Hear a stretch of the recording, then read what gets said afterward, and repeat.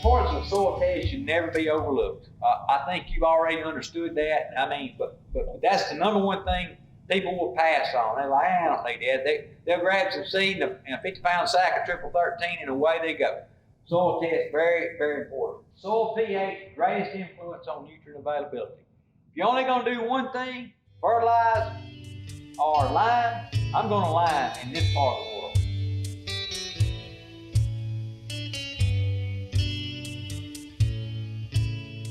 So if you put out triple 13, you realize what you're putting out? You realize how much you're putting out? A lot of people don't understand. 13% of that bag. That is correct. So, but it really isn't 13% of that bag. It's 13%, but of 100%. Yeah. So that's a 50-pound bag. So you're really only putting out 6.5 pounds. Right.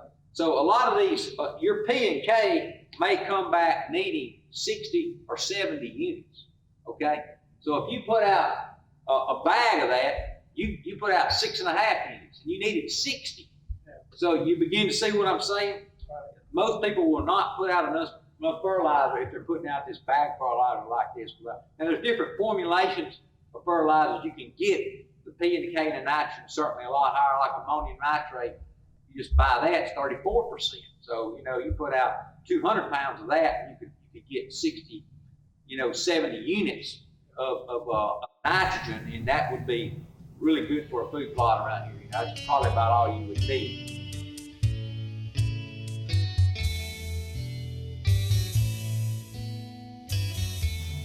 Crimson clover, that's the one you're seeing on the side of the road a lot. It makes a big, long red cone. Great annual clover, good for turkeys, good for deer, good for acid soils, early growth. I like that for this part of the world. This is white clover right here, and I've had a similar experience to you. This was a beautiful patch, big field, probably 10 acres, white clover. I couldn't find any deer utilization. Okay, in my opinion, it's not a bad clover because a lot of people plant it, and all the experts talk about how great it is, but I'm not going to plant a lot of that in a food plot because if I'm going to depend upon summer forage, from my white clover, which is basically what you're getting out of it late spring, early summer, I think there's better stuff. Airleaf clover is another good one. It persists well into early summer. The thing about the clovers is they're going to go much further than your cereal grains. They're going way past your hunting season. So that's all in that decision making of what's your food plot about. If it's just to shoot deer, then that's one thing. But if you want to, help them along further into the year, then clovers are going to become important. If you're just doing it, you might even want to plant any clovers unless you just want to fool with them, because the growth is on the back end after hunting season. Brassicas. Okay, basically you're talking about 4 different types. You've got kale, rape, turnips, and radishes. Your kale and your rape are all top growth. Then you have your turnips and your radishes. Well, they have the tubers and top growth. Okay, so you get both with them. A few things about all of them. Best planted alone, in my opinion. Okay, if you're going to plant them in a mixture, 1 to 2 pounds per acre is probably about all. That's what most of the experts recommend. Not planting more than 1 to 2 pounds per acre. And the reason for that is those big leaves you were talking about a while back. That guy, what does that do? It shades out your cereal grains. So cereal grains, I'm just going to run through some of the more popular ones. Oats, okay? Highly preferred by deer. If most of the research has been said, I'll just tell you right off the top, if you could only plant one thing, oats is probably the best, especially of the cereal grain. Wheat's another great one. It tolerates more wet conditions, more cold harder than oats. What I always do is I mix the two. Triticale, I don't know if you've heard of this. It's a hybrid between rye and wheat. It's planted in food plots a good bit. It grows well on less fertile side. It would probably do well on your side. Rye is another really good one that we don't see a lot around here, but it's good. It's not as tolerant of wet sites. It's going to do better on dry sites. It's more cold harder than oats, much like wheat. There's the Australian winter pea. I don't know if you can read that, but that says 35 inches right there. So that's the kind of growth untouched that you're talking about from winter feeds. You ever want a buffer, good place for a fawning habitat for deer? This switchgrass is good. It's called Alamo switchgrass. Now that's not something deer is going to eat. That's just cover. So it may not be of interest to you at all, but I threw that in there because we was talking about that buffer in front of stands or something, or maybe along the edge of a food plot just for a soft edge effect in the timber. It's a good species. The absolute worst choice you can make out of anything for planting for deer, for one reason, is these others are cereal grains. Ryegrass is not. It's a grass. Okay, it has a real narrow leaf. Okay, it's not as palatable to the deer. They're going to select those more palatable plants first. It's hard to get rid of. If you ever get it, you've already got it. In the farming country, they absolutely hate it because it gets into crops and they got to deal with it in the early years. So seed is figured as far as recommendations on planting rates 2 different ways. It's either bulk seed or it's what's called PLS seed, pure live seed. Your cereal grains are always given to you in bulk. Okay, so your recommendation for like wheat and oats is 80 to 120 pounds, bulk seed. But all of your clovers, all of your native grasses, those peas, most things are in what's called PLS.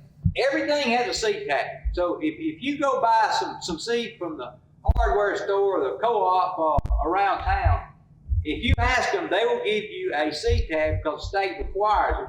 Of what's in that particular seed, okay? And what you're going to see up there is you're going to see 2 things that are important: pure live seed and germination rate, okay? So what you do is, this is pretty high, 99.5%. So you take 99.5 times 80. What is that, Dale? You got that? Yeah, that's about 74, 75. 9.5 times 80 is 7,960. Divide that by 100,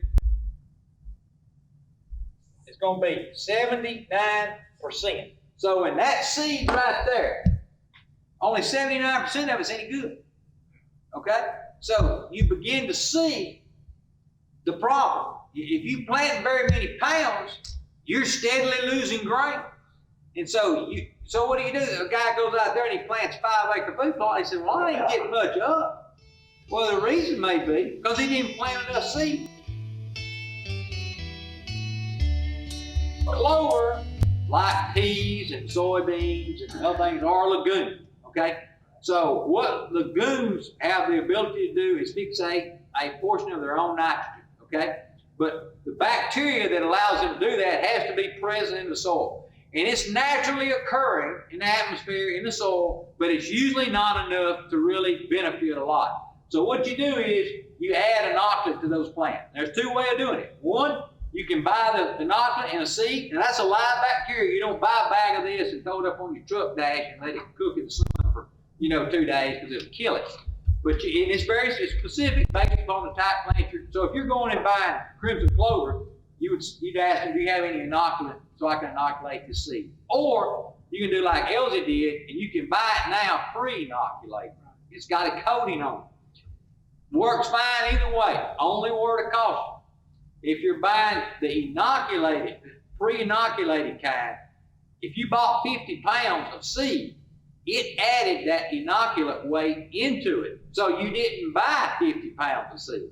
So you got more math to do. So you need to keep that in mind. Not only do you have to deal with the pure live seed aspect of it, but you have to figure in the added weight that the inoculant made. So you really did. You may have put out half as much seed as you think you did. As a lagoon, let's see, this is our soil surface here. And let's say here's our plant. And here's our fibrous root system coming off that shallow pea or clove or whatever. What it does is it creates little nodules, and they're about the size of maybe twice the size of a pencil lead or the size of a pencil lead, and they'll start to form out on these root hairs, okay? And if you want to see if it's working, if it's fixating nitrogen, you just take one of those off, take your pocket knife and slice it. And when you slice it open, if it's fixating nitrogen, it'll have a pink tint to it.